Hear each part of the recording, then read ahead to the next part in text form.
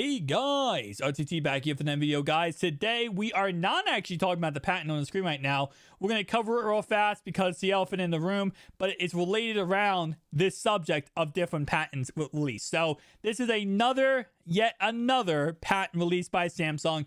We have covered millions upon millions on this channel about foldable cell phones, slidable cell phones. This is another one which is pretty much plain simple. It just has a regular candy bar cell phone with a display that goes ahead and stretches out, and then you have one gigantic display like the Surface Duo 2 here or the Galaxy Z Fold 3.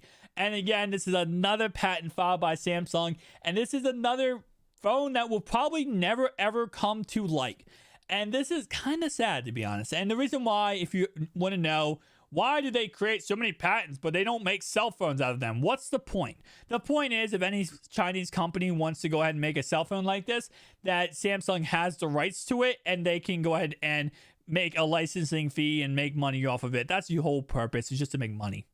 But with that being said, though, I do really feel like Samsung needs to go ahead and release another foldable cell phone. Maybe a foldable, slidable cell phone.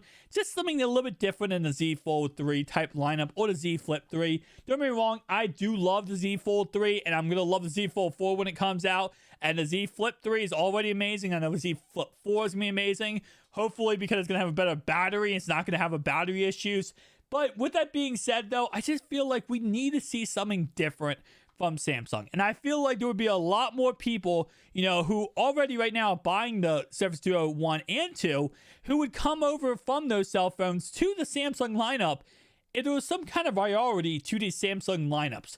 All these foldable phones we're seeing from Samsung or different companies, a lot of them are just prototypes, and they're released during these events, these tech events, and they show them off, and everyone gets excited. It's like, oh my God, that's the future.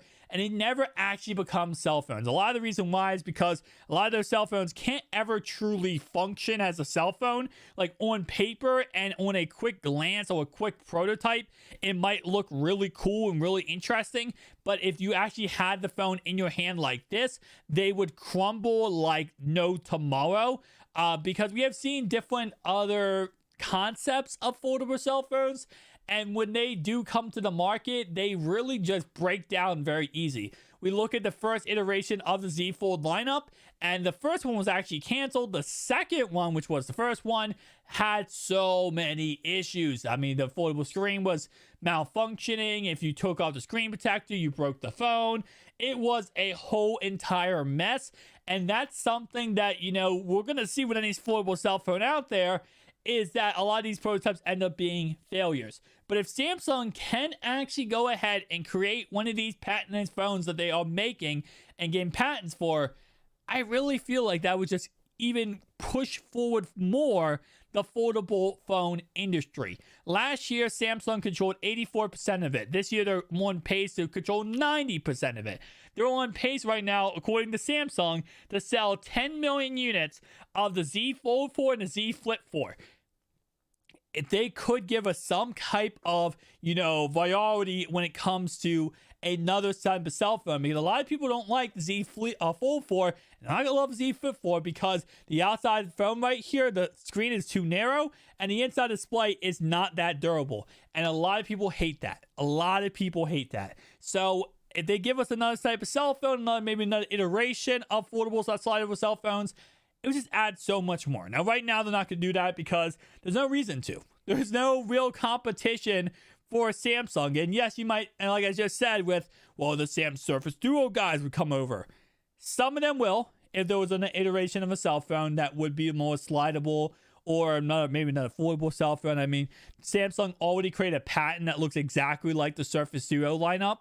And if they do go out and create that, would more people come over? It's possible, but they have to get it right. And, a lot of guys who love the the Microsoft lineup, whether the Duo 1 or the Duo 2, is because they do either love Microsoft or Microsoft fanboy, or in general, they just love the dual screens and the hinge down the middle and separated screens.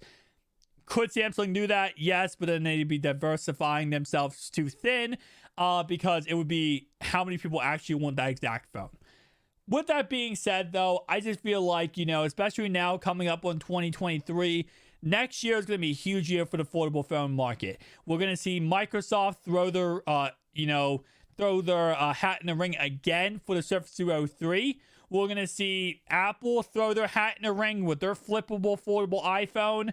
We're probably going to see Huawei go, Oppo, so probably going to go international and try to release the Find 5G 2 internationally. Google Pixel, their lineup, they might actually create a Google Pixel notepad and push that internationally. We could see a lot of competition coming up. And I just feel like right now, Samsung, if you can put out another foldable cell phone, this market might not always be yours, okay? Right now, yes, the market belongs to Samsung. Samsung controls it all. But it might not. It might not forever be that the case.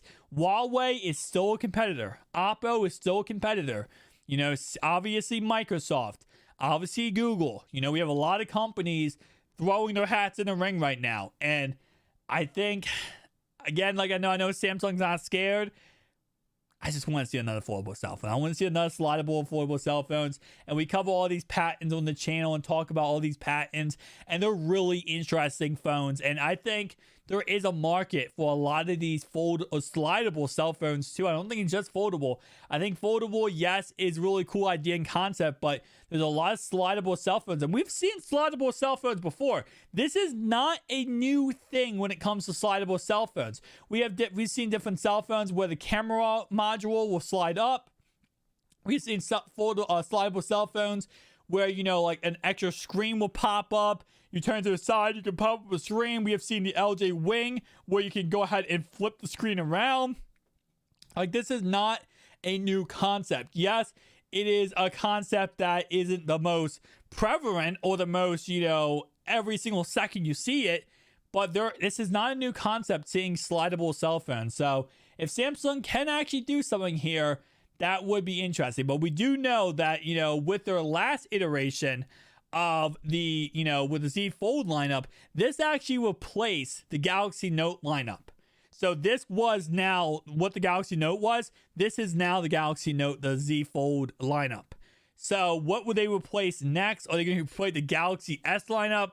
Most likely not. So it would be something where they would have to be taking a gamble and a risk. And with how this foldable phone market is, by 2025, projected to be I think it was 64 billion. I think it was something like that. Some crazy number. Really projected high revenue, high profits back. It's time to take a shot, Samsung. It's time to see what you can do. And whatever they do, it just progresses Apple and all these other companies even more to continue this industry. And I'm excited for it. Thank you guys for watching. I'll see you guys next one. Peace out.